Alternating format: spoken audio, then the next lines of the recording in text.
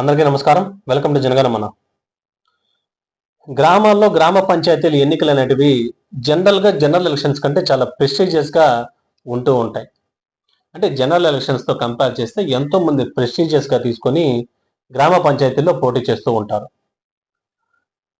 కులం తరపున కొందరైతే రాజకీయ ఎదుగుదల కోసం మరికొందరు, గౌరవం కోసం కొందరైతే మార్పు కోసం మరికొందరు.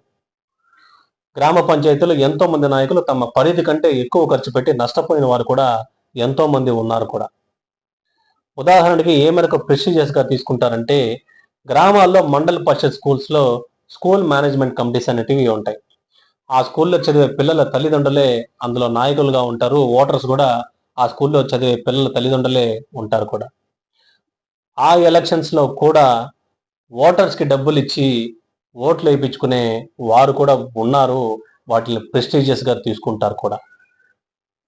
ఆంధ్రప్రదేశ్లో 34 సంవత్సరాల నుంచి జెండా వందన కార్యక్రమానికి, అంటే ఆగస్టు 15కి చిన్న గ్రామ పంచాయతీలకి, పెద్ద గ్రామ పంచాయతీలకి ప్రభుత్వాలు 100-200 రూపాయలు జరుపుకోవడానికి కేటాయిస్తున్నాయంటే, గ్రామ పంచాయతీల పట్ల ప్రభుత్వాలకు ఏ మేరకు చులకన భావన ఉందో ప్రజలందరూ కూడా అర్థం చేసుకోవాలి.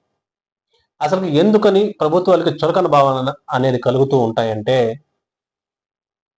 మొన్న ఎలక్షన్ సమయంలో 2024 ఎలక్షన్స్ ఒక ఎగ్జాంపుల్ తీసుకొని చెప్తాను. చాలా మంది నాయకులు, పారిశ్రామికవేత్తలు పోటీ చేశారు కూడా.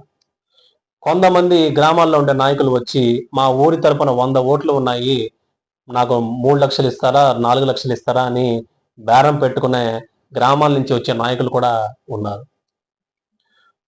మన గ్రామానికి ఏదైనా ఒక పెద్ద నాయకుడు వచ్చి పాదయాత్ర మన ఊరి మీదుగా వెళ్తూ ఉంటే, అయ్యా మా గ్రామానికి ఏదైనా చెయ్యండి అయ్యా అని ఆ ఊరి పెద్ద అడుగుతూ ఉంటాడు.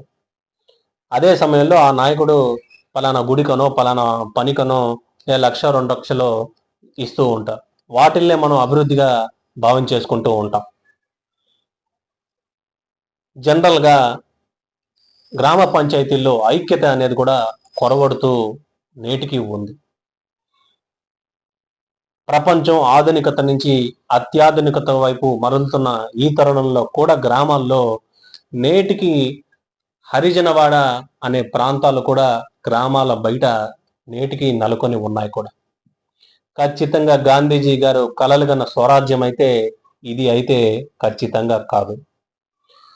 గ్రామాల్లో ఆ మేరకు ఐకమత్యత లేదు కాబట్టే ప్రభుత్వాలకు కూడా గ్రామ పంచాయతీలు అంటే చులకన. అందుకనే గ్రామ పంచాయతీ నిధులను కూడా ఎప్పటికప్పుడు చాలా వరకు ప్రభుత్వాలు డైవర్షన్ చేసుకుంటూ మిగతా పనులకి ఖర్చు పెడుతూ ఉంటాయి. గ్రామాల్లో కల్పించాల్సిన వసతుల్ని మరొక ప్రాంతానికి ఎప్పుడు కూడా అలాంటి డైవర్షన్ పాలిటిక్స్ అనేది చేస్తూ ఉంటారు. ప్రజలు కూడా ఇవన్నీ కూడా అర్థం చేసుకోవాల్సిన అవసరం ఉంది. యువతరం, ముఖ్యంగా గ్రామాల్లో ఉండే యువతరం తెలుసుకొని అర్థం చేసుకోవాల్సిన పరిస్థితి ఉంది.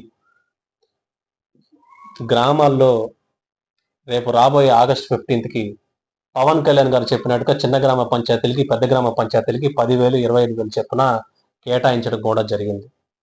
గ్రామ సభలు కండక్ట్ చేసుకొని ఉపాధి హామీ నిధుల్ని ఏ విధంగా వాడుకోవాలి, గ్రామ సభల్లోనే జెండా వందన కార్యక్రమంలో ఆ ప్రాంతానికి చెందిన రక్షణ రంగానికి చెందిన వారిని, పారిశుద్ధ్య కార్మికుల్ని, లేదంటే స్వాతంత్ర సమరయోధులు ఉన్నా కానీ వారిని సత్కరించుకొని గౌరవించుకొని ముందుకెళ్తే, అదే స్ఫూర్తితో కానీ ముందుకెళ్తే గ్రామాలు పటిష్టంగా పంచాయతీ వ్యవస్థ అనేది తయారవుతుంది.